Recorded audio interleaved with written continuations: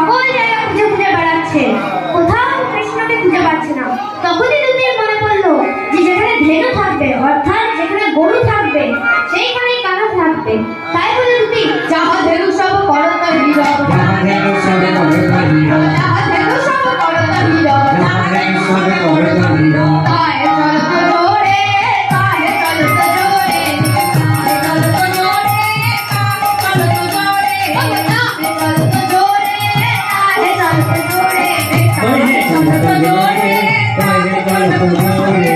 Shriram Shriram Ram Shriram Shriram Shriram Shriram Shriram